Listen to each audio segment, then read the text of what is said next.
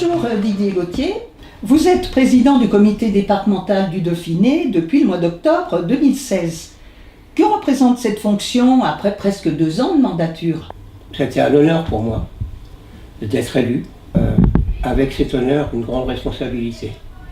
La responsabilité de mener à bien nos projets. Et j'ai la chance d'avoir une équipe. Nous fonctionnons en équipe au niveau du bureau, mais au-delà du bureau, nous fonctionnons en équipe aussi avec le conseil d'administration. Je suis rentré à la FSCF alors, en tant que parent. Et l'élément déclenchant a été en 2005, lors de l'organisation des championnats fédéraux de gymnastique féminine. Et donc, ce que je retiens de ces 2 premières années de présidence, l'engagement des personnes, la participation des personnes, la volonté de vouloir faire avancer les choses pour la Fédération sportive et culturelle de France, puisque l'une des valeurs fondamentales de la Fédération sportive et culturelle de France, c'est l'accueil du plus grand nombre.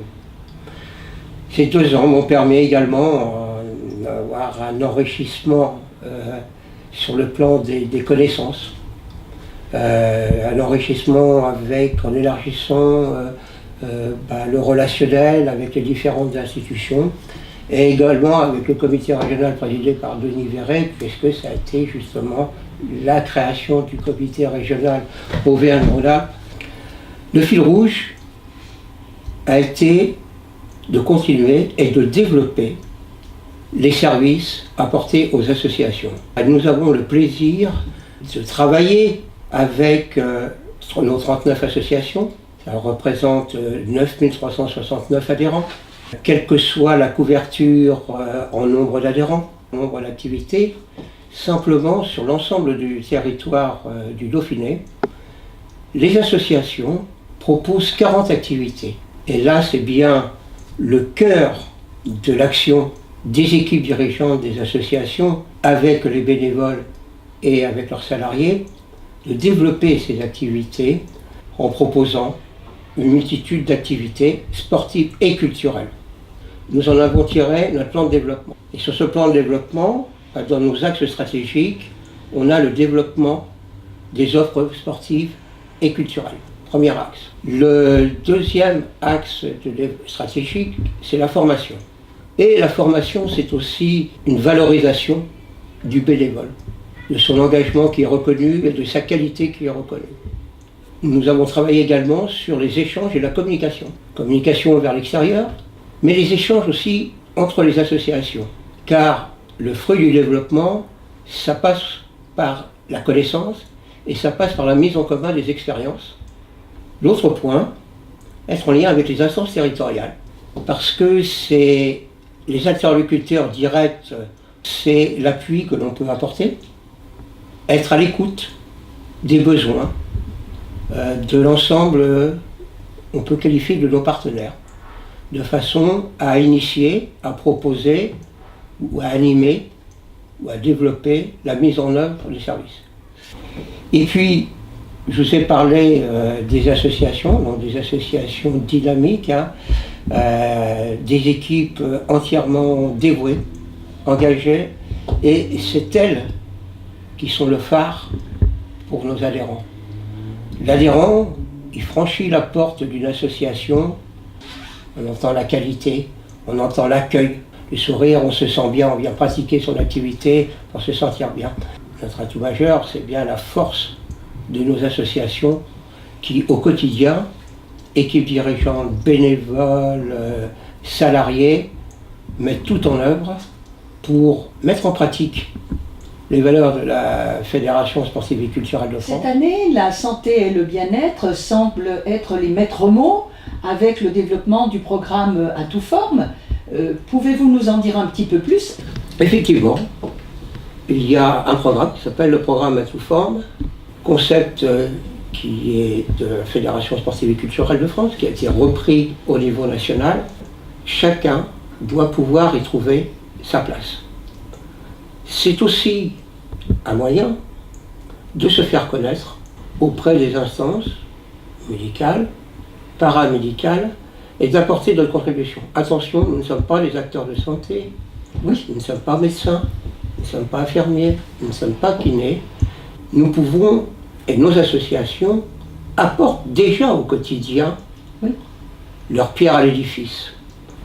Ce qui est important de retenir pour nous, dans ce concept, c'est cette volonté d'accueillir, d'avoir des activités avec un encadrement adapté pour certaines activités, c'est conserver ou préserver sa santé en pratiquant une activité. Et là, j'allais dire une activité, qu'elle soit sportive et culturelle. On parlait du sportif, mais le programme à toute forme n'est pas réservé qu'aux sportifs.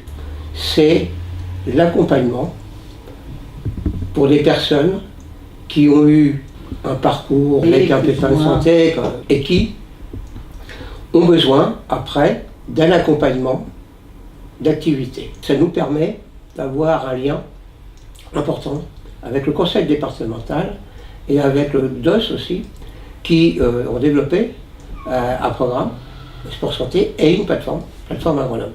Nous avons le concept à tout fond, qui est un concept FSCF, mais nous sommes en lien avec la plateforme et nos associations sont inscrites sur les plateformes officielles du conseil départemental et du DOS. Voilà. La FSCF, le comité départemental, s'illustre avec des activités sportives, notamment la gymnastique, qui est un des fleurons aussi. Bien sûr, l'ossature gymnique, gymnastique féminine, gymnastique masculine, c'est le cœur.